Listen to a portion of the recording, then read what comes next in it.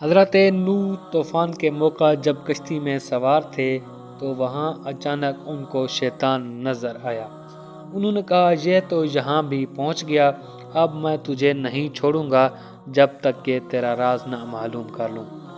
حضرت نوح علیہ السلام نے پکڑ لیا اور فرمایا کہ اپنا راز مجھے بتا کہ تو جو گمراہ کرتا ہے تو کس راستے سے کرتا ہے۔ تو اس نے کہا 5 باتیں ہیں، لیکن میں 5 میں سے آپ کو 3 بتاتا ہوں، 2 نہیں بتاتا۔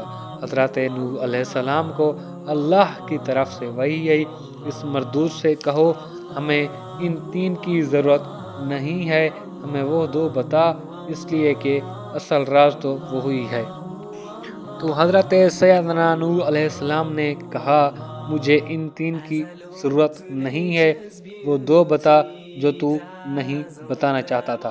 تو وہ مجبور ہو گیا اور کہنے لگا وہ 2 باتیں جو میں بتانا نہیں چاہتا تھا وہ آپ سن لیجئے، ایک حسد اور ایک حرص ہے۔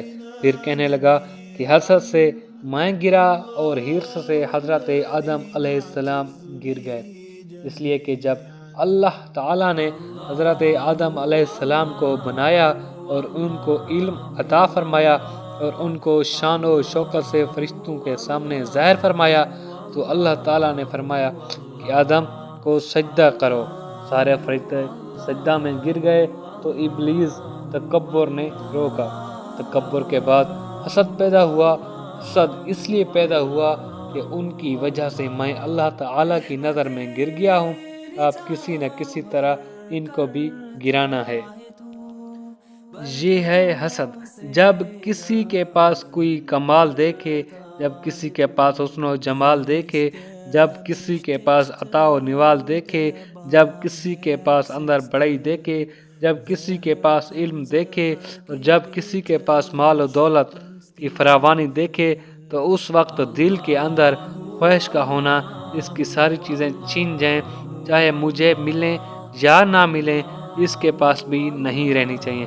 یہ حسد کی بیماری ہے۔ یہ حسد اللہ کی نگاہ میں بہت نازیبا عمل ہے۔